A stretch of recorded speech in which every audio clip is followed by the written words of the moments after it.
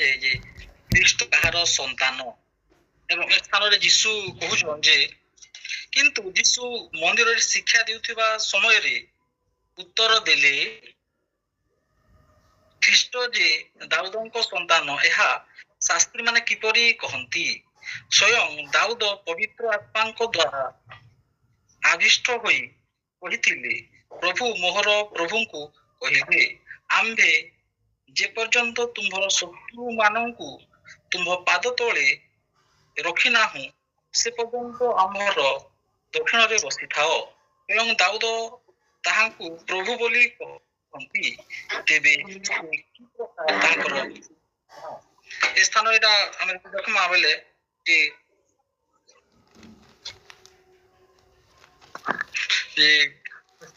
ଗୋଟେ ବିଷୟ ହଉଛି ଯେ ଖ୍ରୀଷ୍ଟ କାହାର ସନ୍ତାନ ବୋଲି ଲେଖା ଯାଇଛି ଏବଂ ଶାସ୍ତ୍ରୀ ମାନେ କହୁଛନ୍ତି ଯେ ଯୀଶୁ ଦାଉଦଙ୍କ ସନ୍ତାନ ବୋଲି ସେମାନେ କହୁଛନ୍ତି ଏବଂ ଯୀଶୁ କହୁଛନ୍ତି ଯେ ଶାସ୍ତ୍ରୀ ମାନଙ୍କ ଶିକ୍ଷାରେ ତୁମେ ଶୁଣିବ କିନ୍ତୁ ତାଙ୍କର ଶିକ୍ଷାକେ ଗ୍ରହଣ ନାଇଁ କର ବୋଲି ସେ ଶିକ୍ଷା ଦେଇଛନ୍ତି। ଆଉ ଆମେ ଦେଖୁ ଯେ ଅନେକ ଏବେ ଯେତେବେଳେ ଆମେ ପଢୁଛୁ ଅନେକ ସ୍ଥାନରେ ଶାସ୍ତ୍ରୀ ମାନେ ଫାରୁସି ମାନେ ଅନେକ ସମୟରେ ଯୀଶୁଙ୍କୁ ସେମାନେ ଦ୍ୱନ୍ଦ୍ୱରେ ପ୍ରଶ୍ନ କରି ଦ୍ୱନ୍ଦ୍ୱରେ ପକାଇଲେ ସଦା ସର୍ବଦା ସେମାନେ ଚେଷ୍ଟା କରୁଥିଲେ ଏବଂ କେତେବେଳେ ତାଙ୍କୁ ଦ୍ୱନ୍ଦ୍ୱରେ ପକାଇକରି ସେ ମାନେ ତାଙ୍କୁ ପରାସ୍ତ କରିବେ ସେଥିପାଇଁ ସେମାନେ ଚେଷ୍ଟା କରୁଥିଲେ। ଏବଂ ଏ ସ୍ଥାନରେ ଏଟା ଆମେ ଦେଖୁଛୁ ଯେ ଯୀଶୁ ଅନେକ ସମୟରେ ସେ କଥା ଦ୍ୱାରା ସେମାନେ ପରୀକ୍ଷା କରୁଥିଲେ ଏବଂ ଯୀଶୁ ଯେ ଦାଉଦଙ୍କ ସନ୍ତାନ ବୋଲି ସେମାନେ କହୁଥିଲେ କିନ୍ତୁ ବାକ୍ୟରେ ଅନୁଯାୟୀ ଆମେ ଯଦି ଦେଖୁ ବାସ୍ତବରେ ଯୀଶୁ ଖ୍ରୀଷ୍ଟ ହଉଛନ୍ ଦାଉଦଙ୍କର ବଂଶଜ ତାଙ୍କ ବଂଶଜ କିନ୍ତୁ ସେ ହଉଛନ୍ ଈଶ୍ୱର। ଅନେକ ଶାସ୍ତ୍ରୀ ଫାରୁସି ସାଧୁକୀ ମାନଙ୍କ ମତରେ ଯୀଶୁ ହଉଛନ୍ତି ଜଣେ ସାଧାରଣ ମାନବ ବା ବ୍ୟକ୍ତି ଅଟନ୍ତି। ଆଉ ଆଜି ମଧ୍ୟ ଆମେ ଯଦି ଦେଖମା ଅନେକ ଲୋକଙ୍କ ମତରେ ଯୀଶୁ ଖ୍ରୀଷ୍ଟ ହଉଛନ୍ ଜଣେ ମହାପୁରୁଷ ବୋଲି କହନ୍ତି। ପୁରାତନ ନିୟମରେ ସମୟରେ ଅନେକ ଭାବବାଦୀ ବୋଲି କହୁଥିଲେ ଏବଂ এই ପ୍ରକାର କହୁଥିଲେ କିନ୍ତୁ ବାସ୍ତବରେ ଆମେ ଯେତେବେଳେ ଦେଖୁ ମାର୍କ ତାଙ୍କ ସୁସମାଚାର ଯେତେବେଳେ ଆରମ୍ଭ କରି ଲେଖିଛନ୍ ସେ ପ୍ରଥମ ପଦରୁ ହିଁ ଲେଖନ୍ତି ଯେ ଯୀଶୁ ଖ୍ରୀଷ୍ଟ ଈଶ୍ୱରଙ୍କ ଲେଖନ୍ତି ଯେ ଈଶ୍ୱରଙ୍କ ପୁତ୍ର ଯୀଶୁ ଖ୍ରୀଷ୍ଟଙ୍କ ସୁସମାଚାରର ଆରମ୍ଭ ମାନେ ସେ ପ୍ରଥମରୁ ତାଙ୍କ ସୁସମାଚାର ଯେତେବେଳେ ଲେଖିଛନ୍ ମାର୍କ ତ ସେ ଈଶ୍ୱରଙ୍କ ପୁତ୍ର ବୋଲି ତାକୁ ସମ୍ବୋଧନ କରିଛନ୍ ଯୀଶୁଙ୍କୁ। ଏବଂ ଫାରୁସି ଶାସ୍ତ୍ରୀ ମାନେ ସେମାନେ କହୁଥିଲେ ଯେ ଦାଉଦଙ୍କ ସନ୍ତାନ ବୋଲି ଯୀଶୁଙ୍କୁ କହୁଥିଲେ। ଅନେକ ବିଷୟ ଯେତେବେଳେ ଯେତେବେଳେ ରୋମିଓ ଶାସନର ପ୍ରାଧାନ୍ୟ ଥିଲା ରୋମିଓ ଶାସନ ଯେତେବେଳେ କଡାକୁଡି ଥିଲା ସେ ସମୟରେ ଯେତେବେଳେ ଲୋକମାନେ ପାଣି ଲାଗି ଯେନ୍ତା ହାହାକାର ହେସନ୍ ସେ ସମୟରେ ଖ୍ରୀଷ୍ଟଙ୍କ ଅପେକ୍ଷାରେ ଲୋକମାନେ ହାହାକାର ହଉଥିଲେ ଖ୍ରୀଷ୍ଟ ସେ କେବେ ଆସିବେ ଆଉ ଆମକୁ ସେ ମୁକ୍ତ କରିବେ ବୋଲି ରୋମିଓ ଶାସନ। ତ ଆମେ ଦେଖମା ବେଲି ଯେ ଯୀଶୁ ଖ୍ରୀଷ୍ଟ ସେ ବାସ୍ତବରେ ସେ ଈଶ୍ୱର ଅଟନ୍ତି ଏବଂ ଗୀତ ସଂହିତା ଯେତେବେଳେ ଆମେ 110 ଯେତେବେଳେ ଅଧ୍ୟୟନ କରୁ ସେ ସ୍ଥାନରେ ଲେଖାଯାଏ ପ୍ରଥମ ପଦରେ ସଦାପ୍ରଭୁ ମୋ ପ୍ରଭୁଙ୍କୁ କହନ୍ତି ଆମ୍ଭେ ତୁମ୍ଭ ଶତ୍ରୁଗଣକୁ ତୁମ୍ଭର ପାଦ ପୀଠ ନ କରିବା ପର୍ଯ୍ୟନ୍ତ ତୁମ୍ଭେ ଆମ ଦକ୍ଷିଣରେ ବସ। ସଦାପ୍ରଭୁ ସିଓନ ଠାରୁ ତୁମ୍ଭ ପରାକ୍ରମ ଦଣ୍ଡ ପ୍ରେରଣ କରିବେ ତୁମ୍ଭେ ଆପଣା ଶତ୍ରୁଗଣ ମଧ୍ୟରେ କର୍ତ୍ତୃତ୍ୱ କର। ତ ଏ ସ୍ଥାନରେ କହୁଛନ୍ ଯେ ତୁମ୍ଭେ କହୁଛନ୍ତି ଯେ ଦାଉଦ ପ୍ରଭୁଙ୍କର ପ୍ରଭୁ ବୋଲି ସେ ସ୍ୱୀକାର କରିଛନ୍ତି ଏବଂ ଦାଉଦ ଏ ସ୍ଥାନରେ ଯେ ପ୍ରଭୁଙ୍କର କହୁଛନ୍ ତ ଏ ସ୍ଥାନରେ ସେ ଯୀଶୁ ଖ୍ରୀଷ୍ଟଙ୍କ ଆଗମନ ହେବାର ଥିଲା। ସେ ଯୀଶୁ ପ୍ରଭୁ ବୋଲି ସେ ସ୍ଥାନରେ କହୁଛନ୍ତି। ଗୀତ ସଂହିତା ଯେତେବେଳେ ଅଧ୍ୟୟନ କରୁଛୁ ଏ ସ୍ଥାନରେ ସେ ଯୀଶୁଙ୍କ ଆଗମନ ହେବାର ଥିଲା ସେ ଯୀଶୁଙ୍କୁ ସେ ପ୍ରଭୁ ବୋଲି ସେ କହୁଛନ୍ତି ଏବଂ ଅନେକ ଶାସ୍ତ୍ରୀ ମାନେ ଯୀଶୁଙ୍କୁ ଈଶ୍ୱର ଈଶ୍ୱରଙ୍କ ପୁତ୍ର ବୋଲି ସ୍ୱୀକାର କଲେ ସମସ୍ତେ ନାରାଜ ଥିଲେ, କେହି ମଧ୍ୟ ତାହା ମାନୁ ନାଇଁ ଥାଇ। ଏବଂ ଆମେ ଆଉ ଗୋଟେ ସ୍ଥାନରେ ବି ମଧ୍ୟ ଯେତେବେଳେ ଦେଖୁଛୁ ଯେ ଅବ୍ରାହମଙ୍କର ସେ ସମୟରେ ଯୀଶୁ ଯେତେବେଳେ କହିଲେ ଯେ ମୁଁ ଅବ୍ରାହମଙ୍କର ପୂର୍ବରୁ ଥିଲି ବୋଲି କହିଲେ, ସେ ସ୍ଥାନରେ ସେ ଲୋକମାନେ କାଣା ହେଲା ସେ କଥା କାଁ ବୋଇଲେ ଯେ ନାଇଁ ବର୍ତ୍ତମାନ ୟାର ବୟସ ହଉଛି 30 ବର୍ଷ, ବୟସ ତାର କମ, ଆଉ ଅବ୍ରାହମ ତାଙ୍କର ସେ ମୃତ୍ୟୁବରଣ କର ଏତେ ବର୍ଷ ହେଲାନ আর ତାର ପୂର୍ବରୁ କେନ୍ତା ଥିଲେ ବୋଲି ସେମାନେ ସେ ସ୍ଥାନରେ କହିଛନ୍। ଏ ସ୍ଥାନରେ ଆମେ ନିଶ୍ଚିତ ଭାବେ ଜାଣୁଥିଲେ ସମସ୍ତେ ଯୀଶୁଙ୍କୁ ସେମାନେ ଈଶ୍ୱର ବୋଲି ସ୍ୱୀକାର ନାଇଁ କରୁଥିଲେ। ଏସବୁ ଆମେ ସ୍ଥାନରେ ଦେଖୁଛୁ। ତେଣୁ ଯୀଶୁ ଖ୍ରୀଷ୍ଟକୁ ଦାଉଦ ଯେନ୍ କହିଛନ୍ ଗୀତ ସଂହିତା ହିସାବରେ ସେ ତାଙ୍କର ଯେ ଆଗମନ ହେବାର ଥିଲା ସେ ବିଷୟ ସେଇ ଯୀଶୁଙ୍କୁ ସେ ସ୍ଥାନରେ ପ୍ରଭୁ ବୋଲି ସେ କହିଅଛନ୍ତି। ଆଜି ମଧ୍ୟ ଅନେକ ଲୋକ ଯୀଶୁଙ୍କୁ ଈଶ୍ୱର ବୋଲି ଗ୍ରହଣ କରବାର ଅନେକ ଲୋକ ନାରାଜ ଅଛନ୍ତି। ଅନେକ କହନ୍ତି ଯୀଶୁ ଖ୍ରୀଷ୍ଟ ଜଣେ ମହାପୁରୁଷ ବୋଲୁଛନ୍, ତ କେହି କହୁଛନ୍ ଯେ ଯୀଶୁ ହଉଛନ୍ ସେ ଯାଦୁଗର ବୋଲି ଅନେକ ଲୋକ କହନ୍ତି। ଆଉ ଆମେ ଯଦି ଦେଖିମା ଇସଲାମିକ ମତାମତ ହିସାବରେ ସେମାନେ ଯୀଶୁ ଖ୍ରୀଷ୍ଟଙ୍କୁ ଗୋଟେ ପେଗାମ୍ବର ବୋଲି କହନ୍ତି। ପେଗାମ୍ବର ବୋଲେ ମାନେ ପ୍ରଫେଟ ବା ଭାବବାଦୀ ବୋଲି ସେମାନେ ମାନନ୍ତି। ସେମାନେ ମୁସଲମାନ ମାନେ କେବେ ମଧ୍ୟ ଯୀଶୁଙ୍କୁ ଈଶ୍ୱରଙ୍କ ପୁତ୍ର ବୋଲି ସେମାନେ ନାଇଁ ମାନନ୍ତି। ଯୀଶୁ ଗୋଟେ ଓନ୍ଲି ଗୋଟେ ପ୍ରଫେଟ ବୋଲି ସେମାନେ ମାନନ୍ତି। ଆଉ ଆମେ ଯେତେବେଳେ ବାଇବେଲ ଷ୍ଟଡି କରୁଛୁ, ବାଇବେଲରେ ପଢୁଛୁ ଯୀଶୁ ଖ୍ରୀଷ୍ଟଙ୍କ ତାଙ୍କର ଜନ୍ମର ପୂର୍ବରୁ ତାଙ୍କର ଯେନ୍ ଭାବବାଣୀ ହେଇଥିଲା ତାଙ୍କର ସେ ସମସ୍ତ ଜୀବନୀ ଆମେ ଯେତେବେଳେ ଦେଖମା ଅନେକ ସ୍ଥାନରେ ଆମେ ସେ ତାଙ୍କର ବିଷୟ ଗୁଡାକ ଦେଖିବାକୁ ପାଉ, ସେ ଯାହା ଯାହା ଆଶ୍ଚର୍ଯ୍ୟ କର୍ମ କରିଥିଲେ। ଏବଂ ପିତରକୁ ମଧ୍ୟ ସେ ପଚରାଇଲେ ମୋର ବିଷୟରେ ଲୋକମାନଙ୍କର ମତାମତ କାଣା, ଲୋକମାନେ ମୋ ବିଷୟରେ କାଣା କହିସନ୍ ବୋଲି ଯେତେବେଳେ ସେ ପଚାରିଲେ, ଆଉ ସେ ସମୟରେ ମଧ୍ୟ ଯେହେତୁ ସେମାନେ ଯୀଶୁଙ୍କ ସାଙ୍ଗେ ଥିଲେ ଆଉ ଯୀଶୁଙ୍କର ଅନେକ ଆଶ୍ଚର୍ଯ୍ୟ କର୍ମ ଦେଖୁଥିଲେ ଏବଂ ତାଙ୍କର ସମସ୍ତ ବିଷୟ ଦେଖୁଥିଲେ, ଆଉ ସେ ସ୍ଥାନରେ ସ୍ୱୀକାର କରୁଛେ ତୁମେ ଖ୍ରୀଷ୍ଟ ଈଶ୍ୱରଙ୍କ ପୁତ୍ର ମସିହ ବୋଲି ସେ ସ୍ୱୀକାର କରୁଛନ୍ତି। ସେ ସ୍ଥାନରେ ମଧ୍ୟ ଆମେ ତାହା ଦେଖିବାକେ ପାଉଛୁ। ଏବଂ ଯୀଶୁ ଖ୍ରୀଷ୍ଟଙ୍କ ଜୀବନରେ ସେ ଅନେକ ପ୍ରକାରର ଏପରି ଶିକ୍ଷା ଦେଉଥିଲେ ଯେ ଲୋକମାନେ କାଁ ବୁଝିଲେ ଯୀଶୁଙ୍କର ପାସ୍କେ ଯାଇକି ତାଙ୍କ ସାଙ୍ଗେ ଅନେକ ଲୋକ କଥା ହେବାକେ ମଧ୍ୟ ସାହସ ନେଇ କରୁଥିଲେ। କାରଣ ସାଧାରଣ ମନୁଷ୍ୟ ଯେପରି କଥାବାର୍ତ୍ତା କରସନ୍ ତାଙ୍କ ଠାରୁ ତାର ଯୀଶୁଙ୍କର କଥାବାର୍ତ୍ତା ଭିନ୍ନ ଧରଣ ଉଚ୍ଚ କୋଟିର ଥିଲା। ତେଣୁ ଅନେକ ଲୋକ ଅନେକ ସମୟରେ କାଣା ହଉଥିଲା ସାହସ ବି ନେଇ କରୁଥିଲେ ଯେ ଯୀଶୁଙ୍କ ସହିତ ଡାଇରେକ୍ଟଲି କଥାବାର୍ତ୍ତା କରବାର ଲାଗି। କାରଣ ସାଧାରଣ ମନୁଷ୍ୟ ଏହିପରି କଥାବାର୍ତ୍ତା ନାଇଁ କରନ୍ ବୋଲି ଅନେକ ଲୋକ ତାଙ୍କ ସହିତ କଥା ହେବାର ଲାଗି ମଧ୍ୟ ସାହସ ନେଇ କରୁଥାଏ। କାରଣ ଖ୍ରୀଷ୍ଟ ଈଶ୍ୱରଙ୍କର ପୁତ୍ର ଥିଲେ, ସେ ବିଷୟଟା ଆମେ ଜାଣୁଛୁ। ତେଣୁ ଶାସ୍ତ୍ରୀ ଏବଂ ଫାରୁସୀ ମାନେ ଅନେକ ସମୟରେ ଯୀଶୁଙ୍କୁ ସେ କଥା କହିକି ତାଙ୍କୁ ଦ୍ୱନ୍ଦ୍ୱରେ ପକେଇକି ତାଙ୍କୁ ପରାସ୍ତ କରବାର ଲାଗି ଚେଷ୍ଟା କରୁ। ଆଉ ପୂର୍ବ ଅଧ୍ୟାୟ ମାନଙ୍କୁ ମଧ୍ୟ ଆମେ ପଢିଥିଲା ସେ କାଇସରଙ୍କର ବିଷୟରେ କର ଦେବାର ପ୍ରସଙ୍ଗଟା ବିଧିସଙ୍ଗତ କି ନୁହେଁ ସେ ପ୍ରକାର ପ୍ରଶ୍ନ କରି ଯୀଶୁଙ୍କୁ ସେମାନେ ଦ୍ୱନ୍ଦ୍ୱରେ ପକାବାର ଲାଗି ଚେଷ୍ଟା କରୁଥିଲେ। ଆମେ ଦେଖିବାକୁ ପାଇଛୁ। ଆଉ ଅନେକ ଏପରି ଶିକ୍ଷା ଥିଲା ଯେନ୍ତା ସାଧୁକି ଫାରୁସୀ ମାନେ ଯୀଶୁଙ୍କର ଶିକ୍ଷା ସାଧୁକି ଶାସ୍ତ୍ରୀ ମାନଙ୍କୁ କାଣା କରି ତାଙ୍କର ପାଟିକେ ଚୁପ୍ କରି ଦଉଥିଲେ। ଏବଂ ସେ ଜଣଙ୍କ ବାପ୍ତିସ୍ମ ଦେବାର ବିଷୟଟା ବି ଯେତେବେଳେ ସେମାନେ ପଚରାଲେ ସେ ସ୍ଥାନରେ ମଧ୍ୟ ଯୀଶୁ ଠିକ ସେଇ ପ୍ରକାର ଯେତେବେଳେ ଉତ୍ତର ଦେଲେ ସେ ସ୍ଥାନରେ ସେମାନଙ୍କ ପାଖରେ କୌଣସି ଉତ୍ତର ନେଇଥାଏ। ଆଉ ସେମାନେ କହିଲେ ଆମେ ସେ ବିଷୟ ନେଇ ଜାଣୁ ବୋଲି। କାହିଁକିନା ସେମାନେ ସେ କଥାରେ ଯୀଶୁଙ୍କୁ ଦ୍ୱନ୍ଦ୍ୱରେ ପକାବାର ଲାଗି ଚେଷ୍ଟା କରୁଥିଲେ, ସେମାନେ ନିଜେ ଫସିଗଲେ। ମାନେ କଥାରେ କୁହାଯାଏ ଯେ ଯେନ୍ ଖାଲ କୁର୍ସି ସେ ଖାଲେ ସେ ପଡୁଛି ବୋଲି କୁହାଯାଏ। ତଦନୁସାରେ ସେମାନେ କାଣା ହେଲା ସେଇ ଖାଲରେ ସେମାନେ ପଡିଲେ, ସେମାନେ ବୋଲି ଆମେ ସେ ବିଷୟଟା ନେଇ ଜାଣୁ ବୋଲି ସେ ସ୍ଥାନରେ କହିଅଛନ୍ତି। ତେଣୁ ଆମେ ସମସ୍ତେ ଜାଣୁ ଯେ ଯୀଶୁ ଖ୍ରୀଷ୍ଟ ହେଉଛନ୍ତି ଈଶ୍ୱରଙ୍କ ପୁତ୍ର, ସେ ସ୍ୱୟଂ ଈଶ୍ୱର ଅଟନ୍ତି। 38 ପଦ ଆମେ ଦେଖମା ଶାସ୍ତ୍ରୀ ମାନଙ୍କ ଠାରୁ ସତର୍କତା।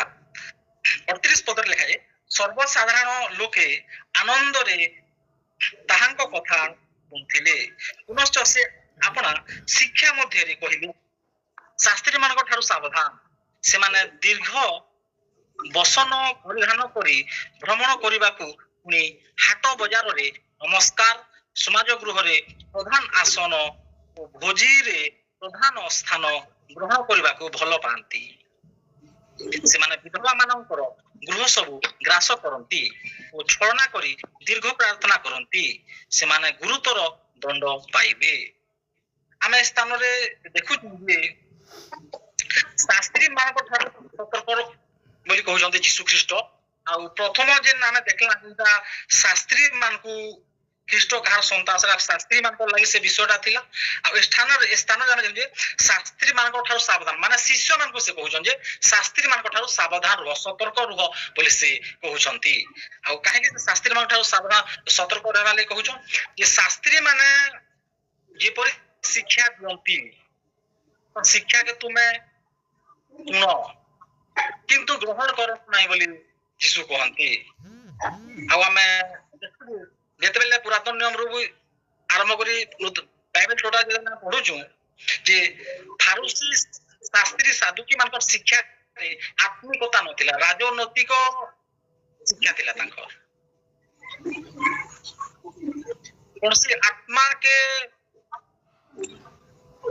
ଆଗେ ତାଙ୍କ ପାଖେ ନଥିଲା ତାଙ୍କ ପାଖେ ଗୋଟେ ରାଜନୈତିକତାର ଶିକ୍ଷା ଥିଲା। ସେମାନେ ନିଜକେ ଉଚ୍ଚରେ ପ୍ରତିଷ୍ଠା କରବାର ଲାଗି ଚେଷ୍ଟା କରୁଥିଲେ ଲୋକଙ୍କ ଠାରୁ ସମ୍ମାନ ପାଇବାର ଲାଗି ଇଚ୍ଛା କରୁଥିଲେ ଲୋକଙ୍କ ଠାରୁ ପ୍ରଶଂସା ପାଇବାର ଲାଗି ସେମାନେ ଇଚ୍ଛା କରୁଥିଲେ। ଆଉ ସେମାନେ ଯାହା ଶିକ୍ଷା ଦିଅନ୍ତି ସେମାନେ ନିଜେ ତାହା ପାଳନ କରନ୍ତି ନାହିଁ। ସେମାନେ ସମାଜରେ ପ୍ରତିଷ୍ଠିତ ହେବାକୁ ଚେଷ୍ଟା କରନ୍ତି ବଡ ଲୋକ ହେବାର ଲାଗି ଚେଷ୍ଟା କରୁଥିଲେ। ତେଣୁ ସଦାସର୍ବଦା ଯୀଶୁ ଶିଷ୍ୟ ମାନଙ୍କୁ ଶାସ୍ତ୍ରୀ ମାନଙ୍କ ଠାରୁ ସାବଧାନ ରହିବାର ଲାଗି କହୁଥିଲେ। ଆଉ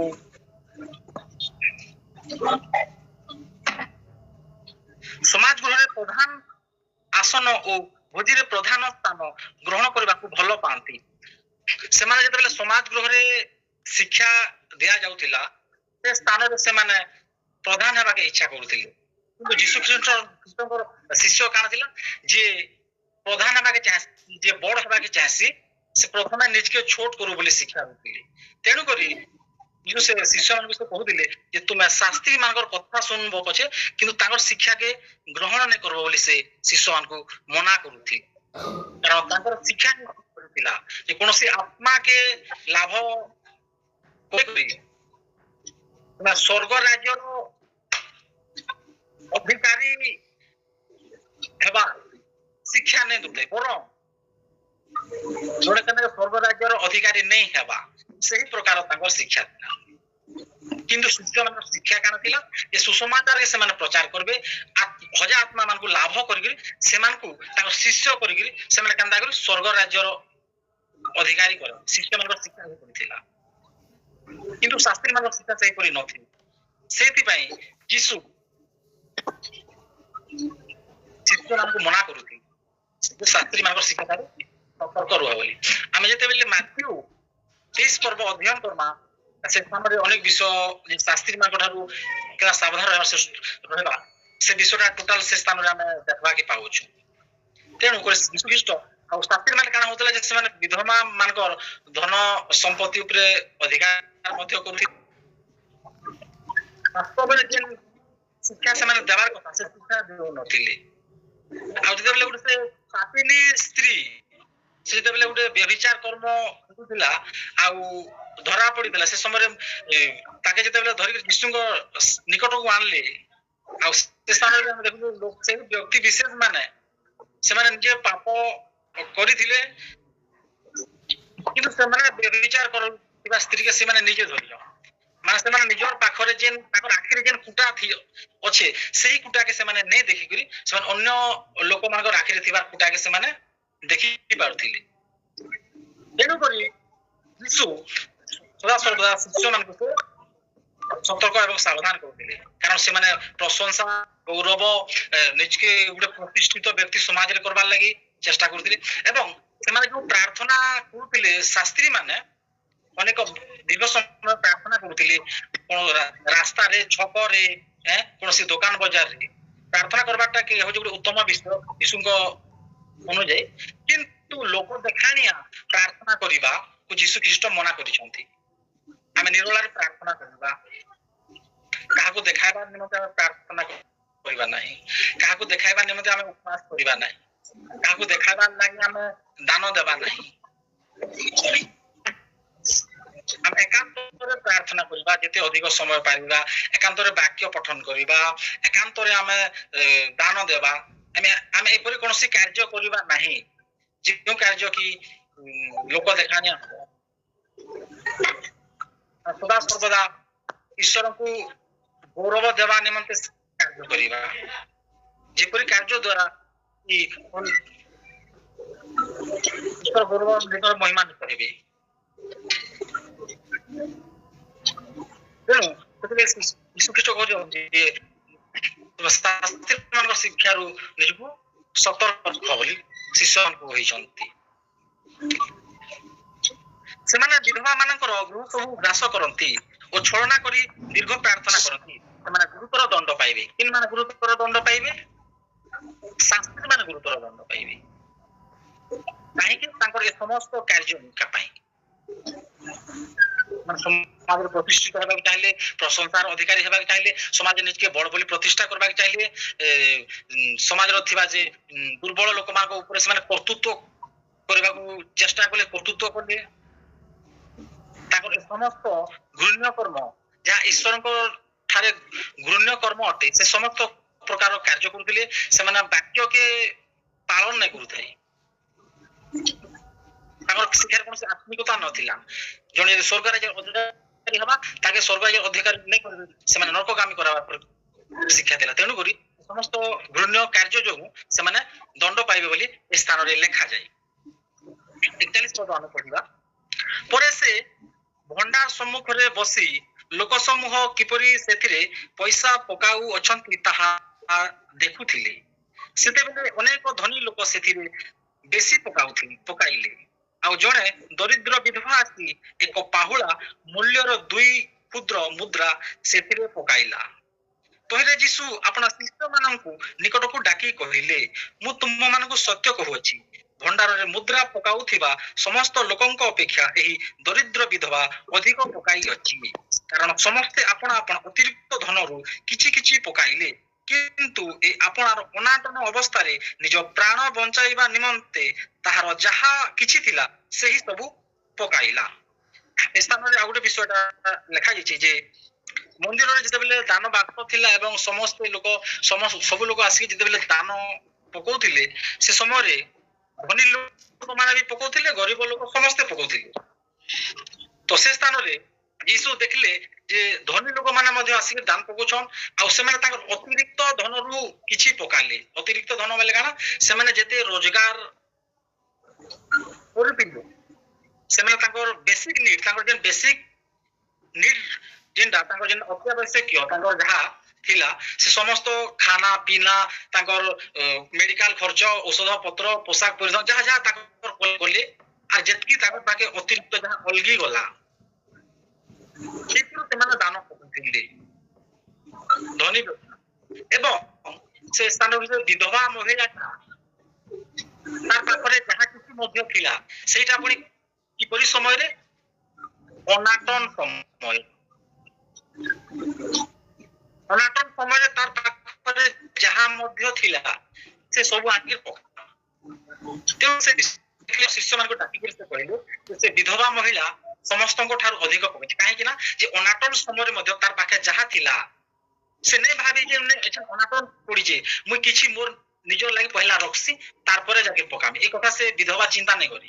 କିନ୍ତୁ ଧନୀ ବ୍ୟକ୍ତି ମାନେ କାଣା କଲେ, ତାଙ୍କର ବଳକା ଧନରୁ ସେମାନେ କିଛି କିଛି ଦାନରେ ପକାଇଲେ। ତ ଏ ସ୍ଥାନରେ ସେ ବିଧବା ମହିଳାଟା ଅଧିକ ଦାନ ପକାଇଛି, କାରଣ ଅନାଟନ ସମୟରେ ମଧ୍ୟ ତାର ପାଖେ ଯାହା ଥିଲା ସେ ସବୁ କିଛି ପକେଇ ଦେଇଛି।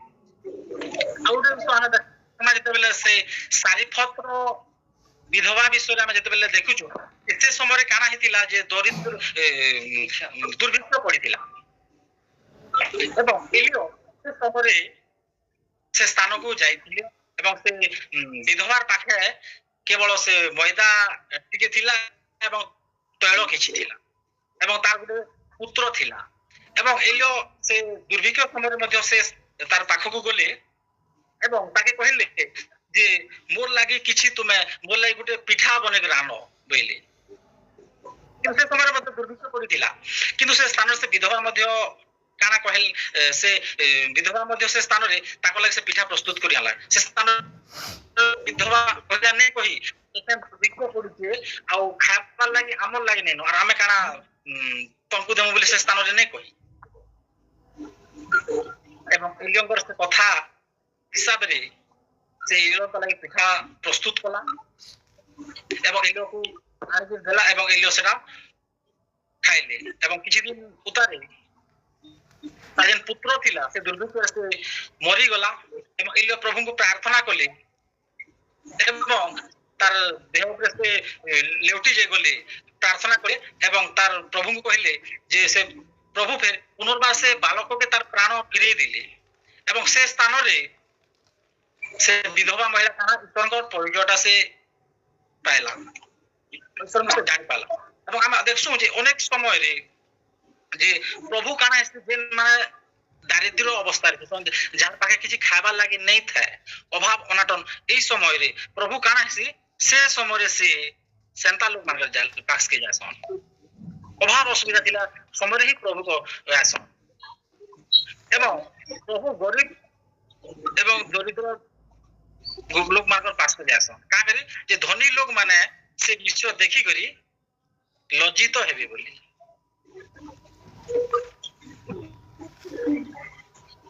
जोड़े जेते बेले गरीब हिबस्तीसी गरीब लोग एका से नम्र हो पासी धनी लोग केबे नम्र नै ही पारो